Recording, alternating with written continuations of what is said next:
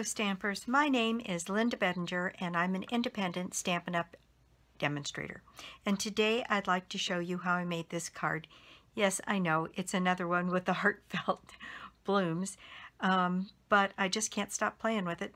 And I thought it would be very interesting. I want you to bring this up so you can see the detail. I stamped this on the glossy cardstock and just used black ink. I used the Momento black ink. Isn't that just stunning? The detail on the flowers is remarkable. So let's just get started here. You need a piece of Whisper White that is 8.5 by 5.5 scored and folded at 4 1/4. And then you need a piece of Glossy White Cardstock that is, let's see, what is this? This one is 3 3/4 by 5. Then we need a piece of Berry Burst that is 4 by 5 1/4. Then we need a piece for the inside that is 3 3/8 by 5 1/4 in Whisper White. And then I used some of the Designer Series paper from the Petal Passion Designer Series paper. And this piece is 5 1/2, and actually I sliced it just a tiny bit under 5 1/2, and it measures, I think, 1 1/4. Yeah, around 1 1/4. And then this piece is 2 inches by 3 3/4 inches. And so let's just go ahead and get started. So the stamping is going to be done on this piece of glossy paper. Okay, so we need our stamp from the Heartfelt Blooms and a pretty good sized block. And as I've told people about in a recent video, I am trying a new thing that I found on Anne Melvin's website in the UK. And this is material that's called Surgical Spirit, and it has very distinctive smell, and there's a lot of warnings. You don't want to swallow this stuff, but if you treat your block with it, when you have your stickers on the back of your stamp set, the stamp set sticks to the block without coming off, even with the stickers, and you know what a problem that can be. And so far I'm pretty impressed. This is working reasonably well. I'm just keeping it in an old embellishments plastic container so that it doesn't dry out quite so quickly. And so there's my stamp, and then I'm going to stick with the Proven. I used Momento ink before because it was on my desktop, so I'm going to use Momento again. And I'm going to ink up this stamp set, and I'm taking the ink to the stamp because the stamp is bigger than the ink pad, and my ink pad is fairly juicy. Putting a lot of ink on it. Great. All right, now I measured this on the top, near the top of the card, and centered left to right. So let's see, if I centered this on my paper, then I can get a pretty good idea of what center is up here towards the top, and put down my image. It's such a beautiful image, and we'll see more stamps like this because this is a process that Stampin' Up! Developed and is patenting. So we may see more of these going forward. Isn't that just amazing? It's just beautiful. I can't get over the detail, particularly this stamp, and then using the black ink. I'm going to let that dry for a minute and bring that up so you can see it. Look at the detail on that. Isn't that just amazing? just absolutely amazing. And there's got the shiny component to it there, and I just love the whole idea of the thing. All right, this little piece here is going to go right over the bottom of my card, and it's cut to just fit. So I'm going to put some snail on this and put that on the bottom of my card. This is a very, very fast card, and yet I think very pretty.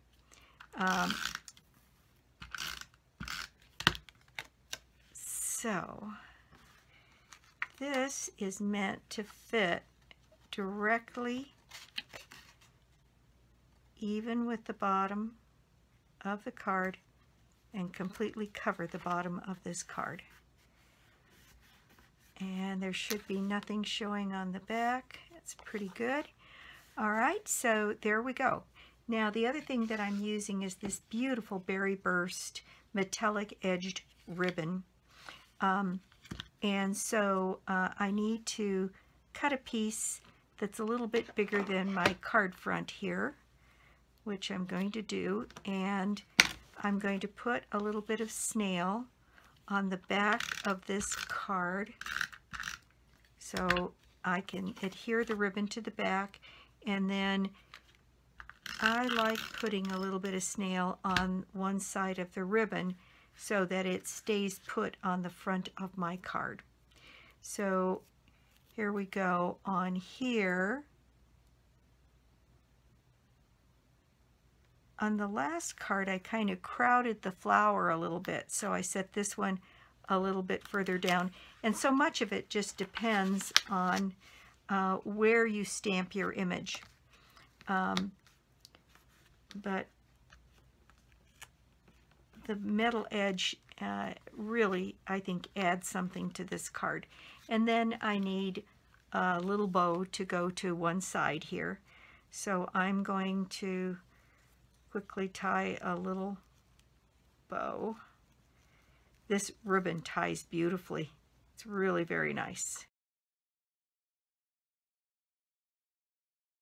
And I'm going to adhere that to my card front with a couple of glue dots. So I've got my glue dots here, and I'm going to, my practice is to put glue dots on the knot of the bow and then on the ribbon on either side.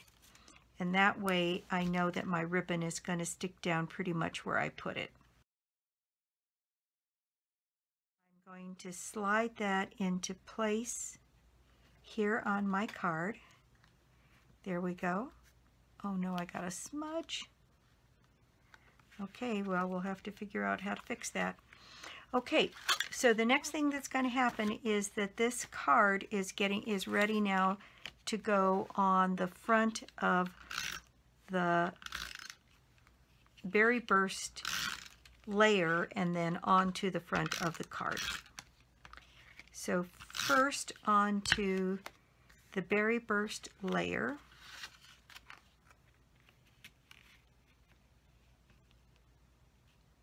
Centered on that piece of card.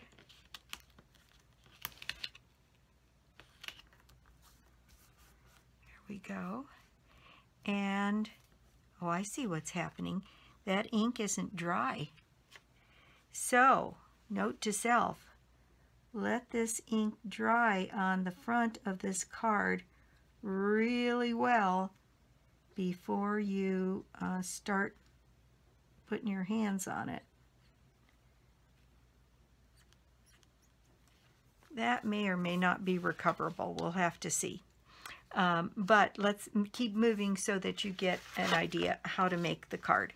So this card front is going to go on here, and given that what I just experienced, I'm going to put my snail on the front of my card. Normally I put it on the back of my panel.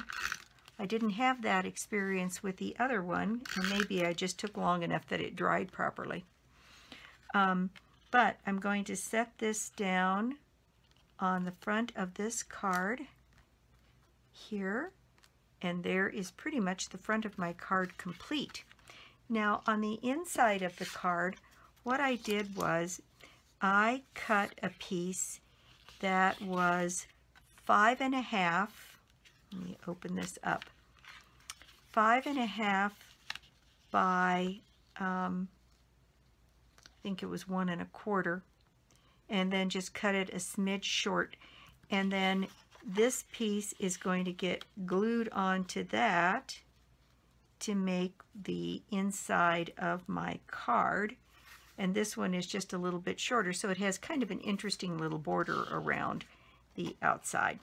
So I'm going to first adhere this piece to the black,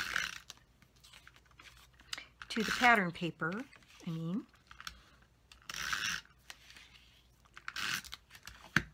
So, boy, I am just getting smudges all over the place. So, kind of like that. And then I'm going to take a piece of this ribbon, and I'm going to, now in this case, I covered the seam between the two, but since I have smudges on this one, I'm going to leave a little border, and I'm going to put that ribbon just inside there, and I'm going to cut a piece off, and I haven't adhered this end, so I'm going to put some snail on my ribbon all the way down the ribbon, and I'm going to cover my smudges. There we go. And I'm going to place that ribbon behind there. I'm going to lift that up and put a little bit of snail all the way down this end and along those edges, and get that ribbon down there. So there's my, and that smudge I can use my sanding block on. I use a little sanding block that your nail tech might use, and I'll be able to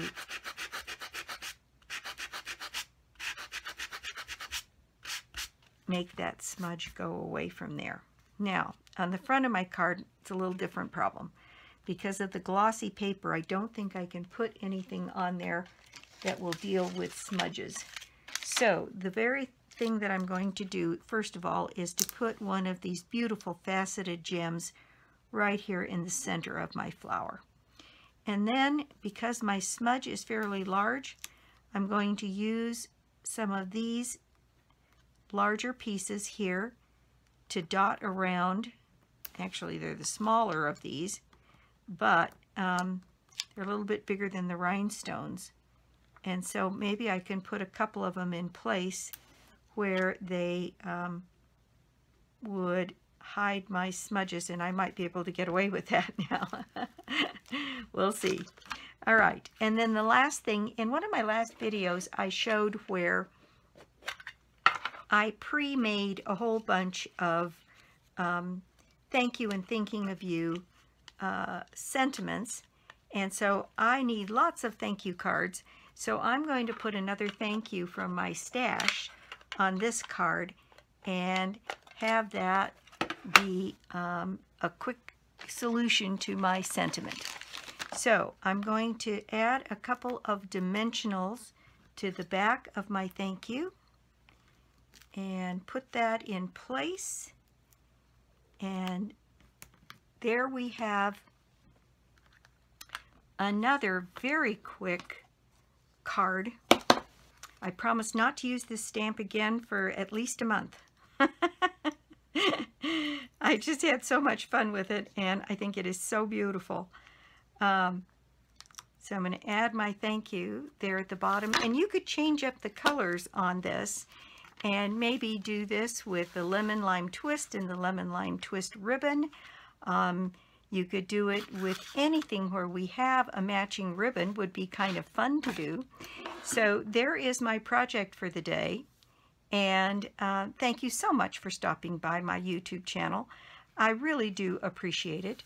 And if you don't already have a Stampin' Up! Demonstrator, I'd love to be your demonstrator. Or you could join my team. It's a particularly good time of year, the first quarter, while celebration is going on, to join Stampin' Up! There's an additional 2 sets that you can put into your package of products, and so it's almost $200 worth of product for $99 joining on my team anyway, because I give you an additional $40 in product. So subscribe and share the video, and I'll be back soon with more projects and more cards. Bye!